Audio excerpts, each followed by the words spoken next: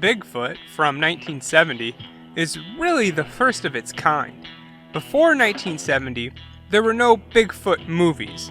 There might have been a Yeti here and there, and of course there's Kong and other big gorilla movies, but nothing quite like what we have today.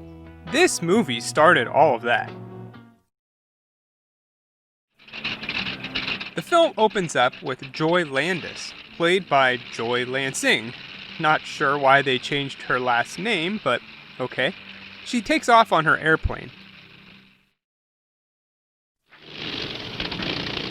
Not long after she takes off, she has engine trouble, and she has to jump.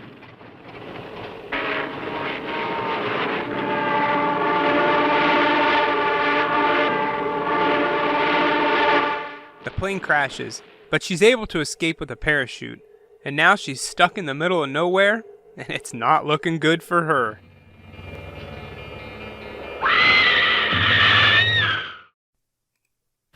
Meanwhile, two men, Jasper, played by John Carradine, and Elmer, played by John Mitchum, are traveling by car hoping to sell their junk to general stores around the country. They break down and Elmer goes to get some water. He sees huge footprints and hears something in the woods. Spooked, he gets the water and hightails it out of there.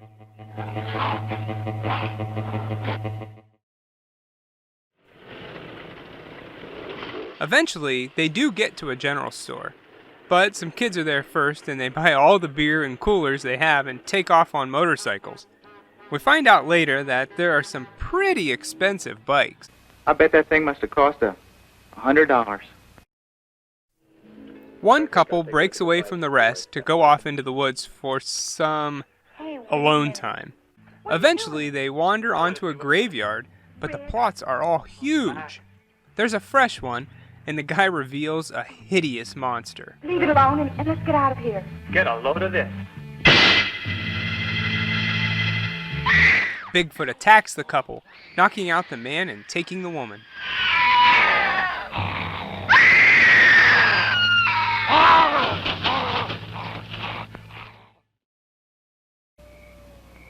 Later that night, and you know it's night because there's a wolf howling, the man, Rick, wakes up and goes back to the general store to try and get some help. Hello, Sheriff? The sheriff isn't much help and doesn't believe the guy. I'm at Bennett's store, Sheriff, and something terrible's happened. Another one of them preacher stories, only this one tops them all. It took off with this girl, he thinks. Tell you what, boy. I got guns and lights out in the car. Jasper and Elmer believe him, though, and they agree to help him find his girlfriend. They do have an ulterior motive, however, as Jasper just wants to capture one of the creatures to try and make money off of it.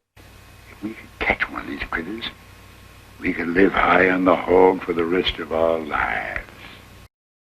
I recognize these markings as having a peculiar significance. Rick shows them the dead Bigfoot.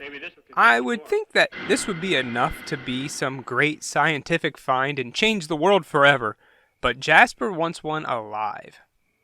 Glory be.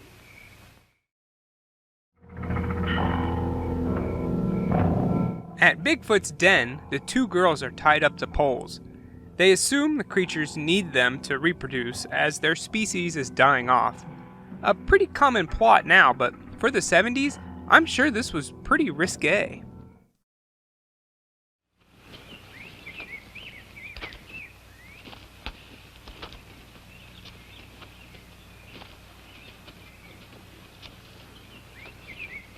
The creatures go out hunting and leave a younger, hybrid Bigfoot to watch over them. We get a good look at the creature, and it looks dumb, but I wasn't expecting much. The Bigfoot attack the guys and tie them up with the women. Well, at least Rick is back with his girlfriend. They'll probably kill all of you. The motorcyclists are out looking for their friends, and they stumble upon the Bigfoot graveyard, and eventually an old cabin in the woods. Here we meet Hard Rock and Slim, who join the group wanting to settle a score from years ago. They don't say it, but Hard Rock is missing his arm, so I'm guessing that's what he's talking about. Before leaving, one of the guys takes a couple sticks of old dynamite. The Bigfoot take Joy to the top of the mountain and tie her up. A larger Bigfoot comes by to reproduce, but before he can, a bear attacks. The Bigfoot wrestles with the bear for long enough for Joy to get free. During this chase, our ears get to hear some really out-of-place rock music. Is this an exciting run-for-your-life chase scene, or something from Scooby-Doo?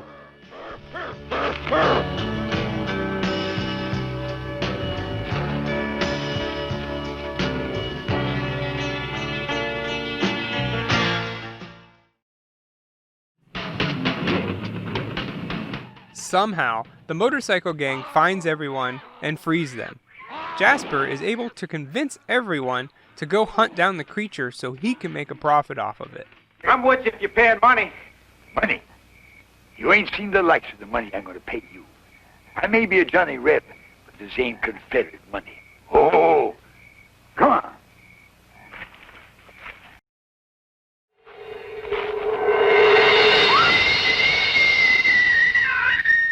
Joy gets caught and starts screaming, indicating to the group where she is. Eventually, the group finds her, and they shoot the creature. Jasper wants it alive and offers $500 to capture it. But Hard Rock doesn't care about the money, and he shoots it again. Bigfoot retreats into a cave, and they throw in the dynamite.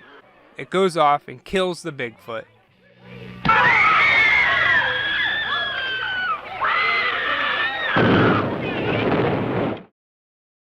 Jasper, still trying to make a buck off all this, convinces Joy to travel the country and tell her story of Beauty and the Beast. Do you think Walt Disney was a fan? You and me's going to make $1 million. We are? How? Very simple. Just you and me together. I can see it now.